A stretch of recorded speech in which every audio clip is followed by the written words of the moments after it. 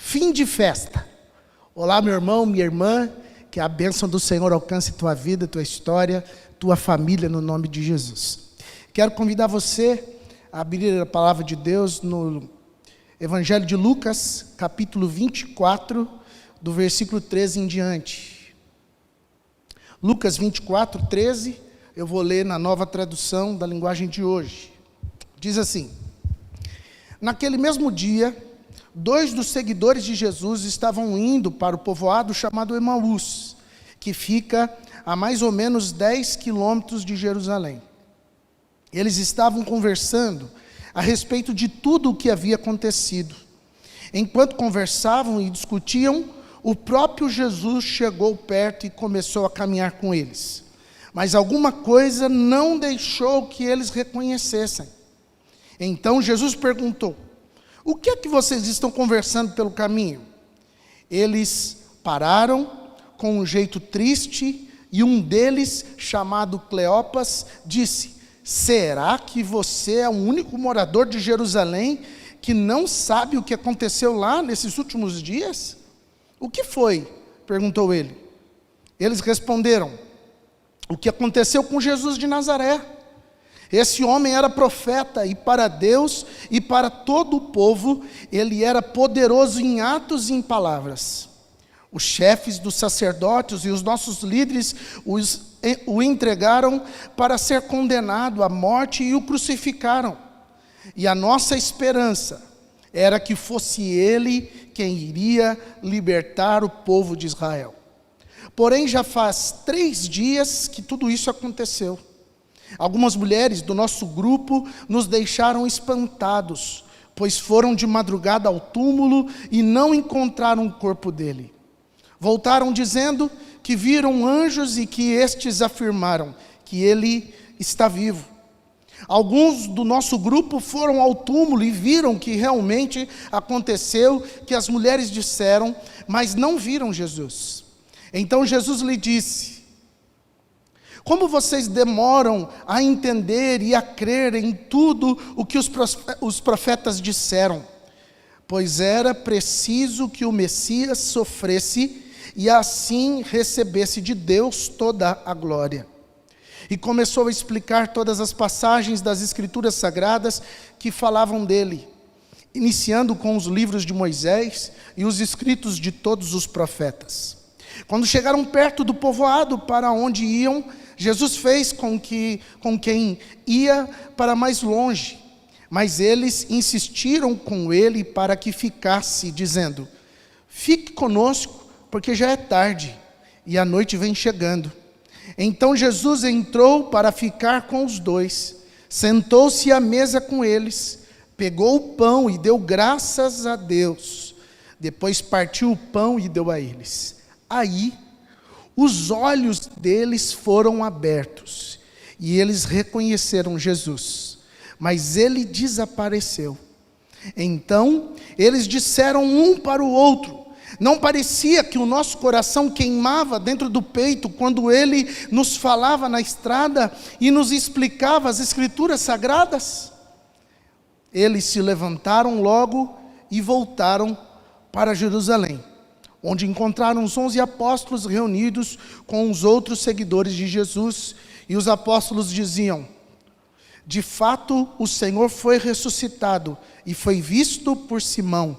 Então os 2 contaram o que havia acontecido na estrada e como tinham reconhecido o Senhor quando ele havia partido o pão. Fim de festa. Você já participou de alguma festa até o final? Ou você é daqueles que vai embora rápido? No final da festa, as pessoas, elas vão meio que largando, afrouxando a gravata, elas vão tirando o glamour dos vestidos, você vai vendo as mulheres colocando o chinelinho havaianas, né? No final da festa, a beleza de tudo aquilo que a gente tirou foto, filmou, não é tanta assim, não é verdade?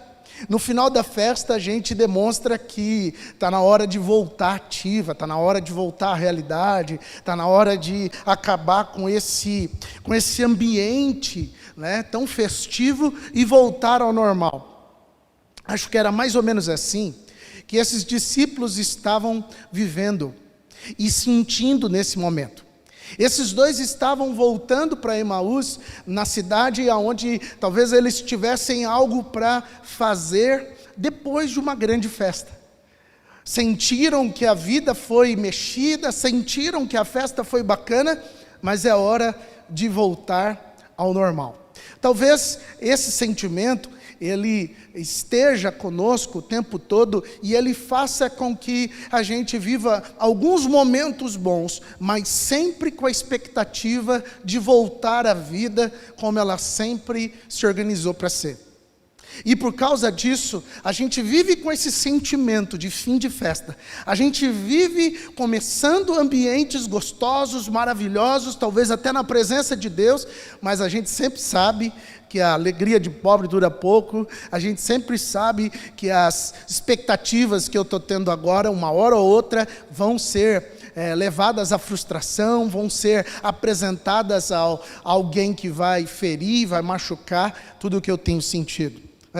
Mas eu e você, olhando para esse texto, precisamos descobrir algumas verdades que, morando em nós, morando dentro de nós, poderão fazer com que esse fim de festa seja diferente. Primeiro, eu quero que você guarde na sua mente que quando o coração se esfria, os olhos se fecham.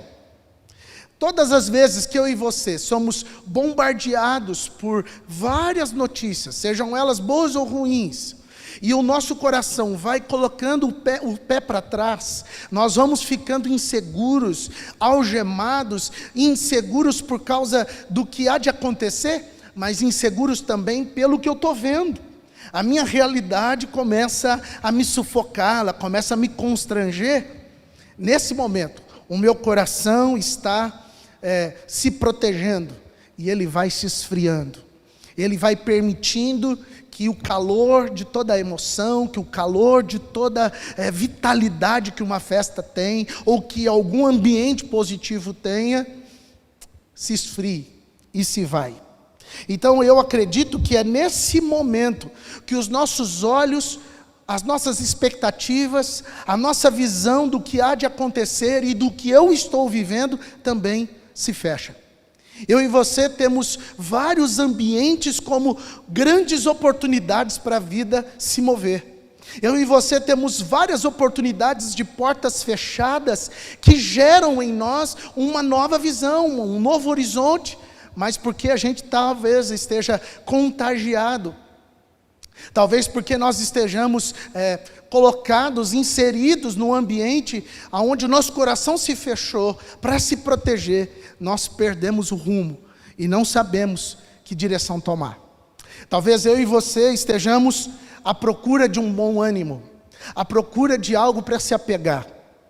Eu nunca vi acontecer no meio de nós um travamento tão grande, mas eu também posso crer que nunca antes na história não pôde haver uma oportunidade tão poderosa de você voltar a se animar e a descobrir o que é de fato a grande festa que pilha o meu e o seu coração e que jamais acaba, em nome de Jesus. Talvez eu e você tenhamos essa mania de ter bom ânimo quando as notícias são só boas, quando as coisas funcionam todas bem, quando tudo parece ser do lado direito da vida, e a gente vai se acostumando com a coisa boa, mesmo sabendo que um dia ela vai acabar. Eu e você talvez não esperemos o total da festa que está disponível para a vida minha e sua.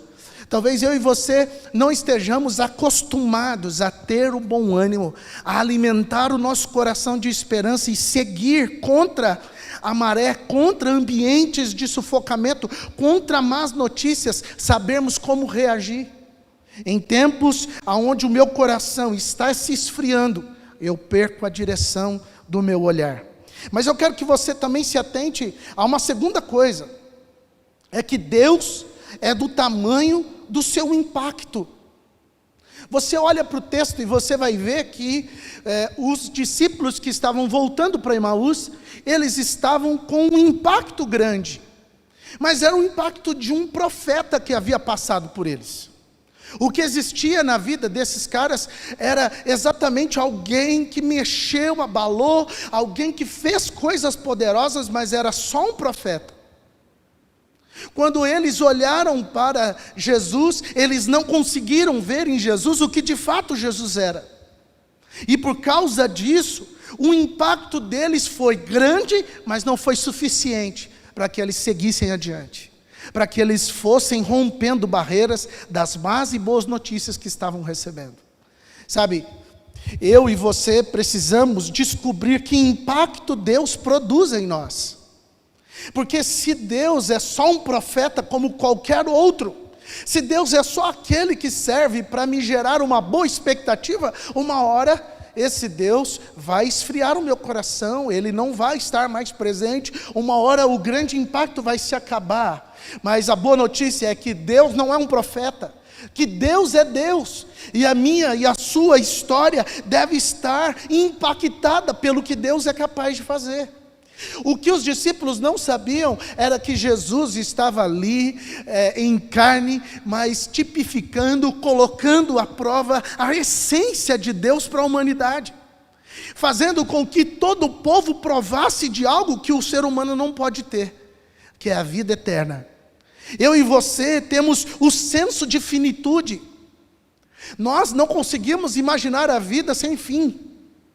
Nós não conseguimos imaginar a vida sem que algo acabe, mas Deus veio instaurar um tempo onde a eternidade se instaura em nome de Jesus em nós, e a gente começa a reparar a vida de maneira eterna. O desejo do meu e do seu coração deve ser nessa noite, olhar para a vida e dizer, bom, eu estou passando por uma vírgula da minha história. Mesmo depois que eu e você morrermos, a história da nossa vida vai continuar ao lado dele. Então nós precisamos desafogar a nossa alma da ansiedade, do pavor, do desespero e também da calmaria que faz a gente achar que nada de novo vai acontecer. Eu e você precisamos permitir que, porque Jesus passou pela nossa história, não se passou um tempo, não se passou alguém que causou algum abalo, não passou sobre nós alguém que jamais poderá devolver a nossa vida como era antes. Alguém que mexe com a nossa estrutura para todo sempre.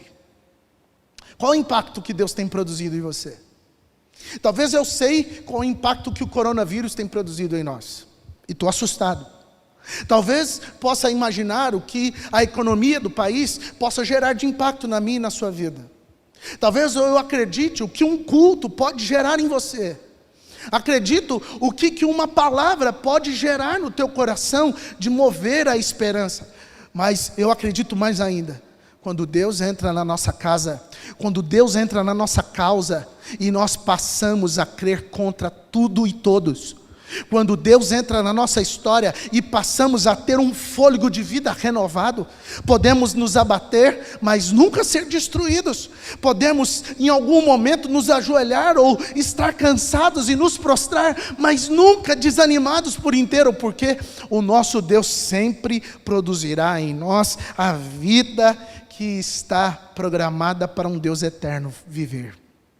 Mas eu quero que você e eu tenhamos a clareza que nessa palavra eu também preciso cravar no nosso peito que Deus investe tempo em nós.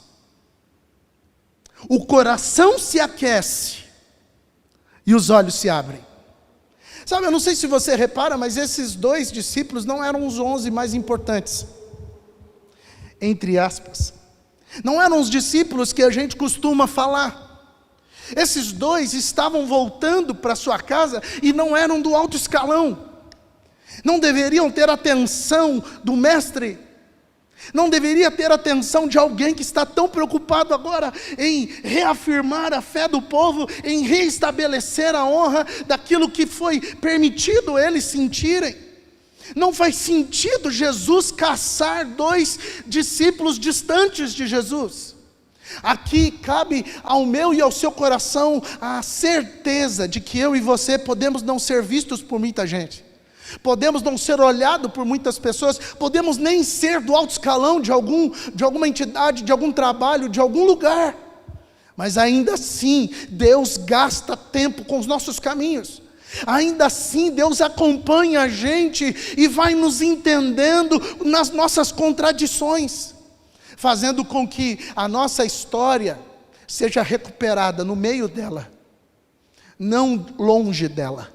Eu quero que eu e você tenhamos clareza que pode ser que você não seja a pessoa mais importante da tua casa, mas Deus te vê, Deus te olha, Deus te observa.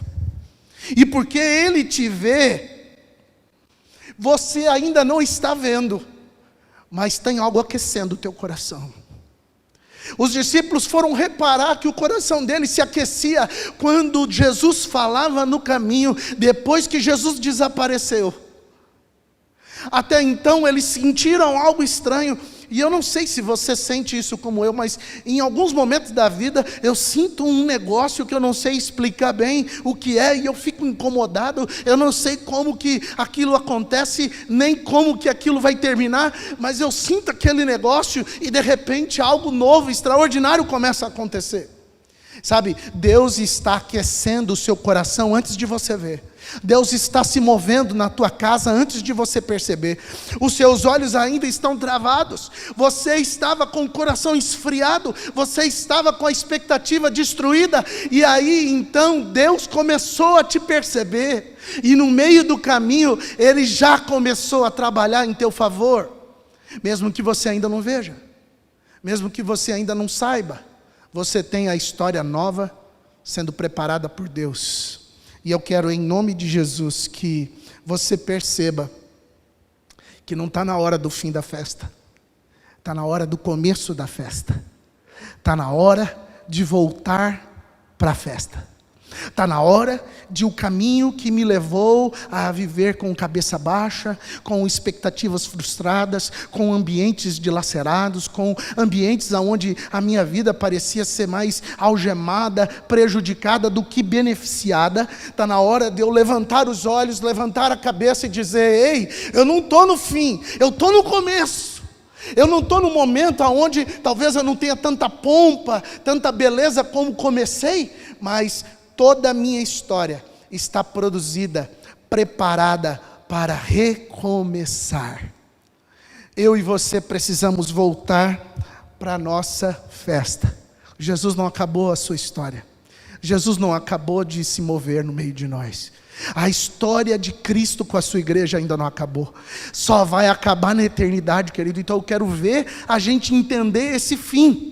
Quero ver a gente entender essa paralisia da vida da igreja. Porque Deus planejou a igreja para ser eterna. Deus planejou a tua vida para durar para sempre. Então não é para desistir agora. Não é para sufocar a tua alma agora com esses sentimentos. É para que você volte a brilhar. Para que você volte a ter os seus olhos vendo clareza, vendo o que você deve fazer depois de uma grande festa, depois de um grande ambiente. Ainda tem muito para se viver. Olha, pode ser que eu e você estejamos ligados a tantas coisas boas que aconteceu lá atrás.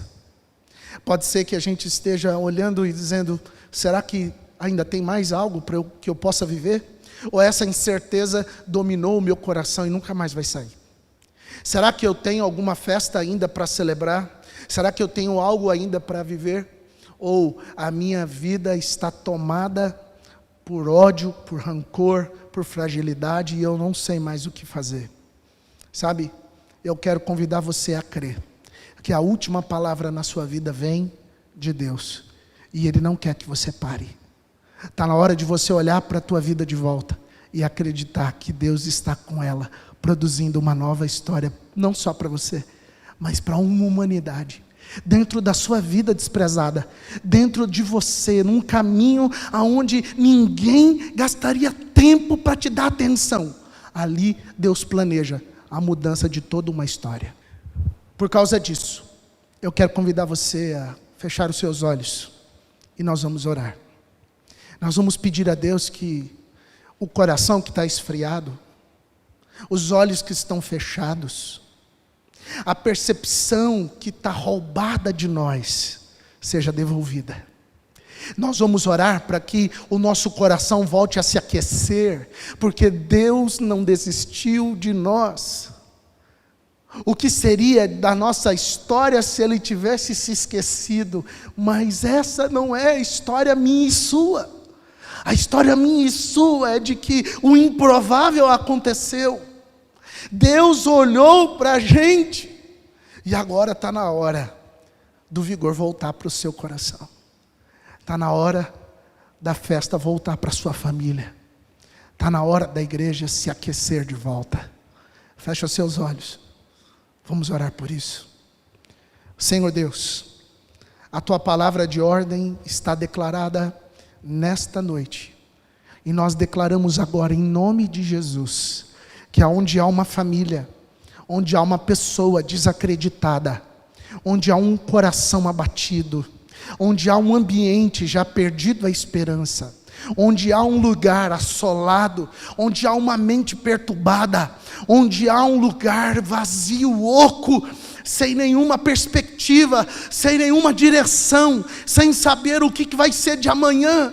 Nessa hora alcança esse coração, porque o caminho em que esse homem e essa mulher estão vivendo nesta hora é um caminho que ninguém vai reparar, é um caminho que ninguém vai perceber, porque é normal para todo mundo experimentar uma coisa boa e logo voltar ao seu estado de inércia.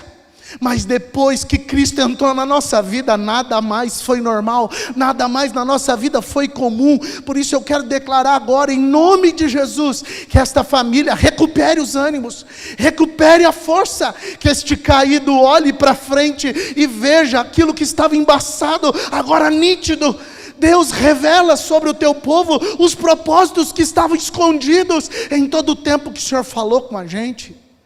Que agora seja a hora de uma nova identidade para nós, que seja o momento da eternidade pulsar no nosso coração, e nós não mais ficarmos cabisbaixo por cada momento que se acaba, que se encerra. Deus, não é fim de festa, é o início de uma grande história. Então eu quero declarar que as palavras que vêm do Senhor são as que determinam a vida do teu povo. O teu povo é o que o Senhor diz que ele é. O teu povo faz o que o Senhor diz que ele faz. O teu povo pode o que o Senhor diz que ele pode. Então aonde está o teu poder nesta hora? Libera sobre esta pessoa em nome de Jesus. E que ele e ela alcancem uma virada extraordinária.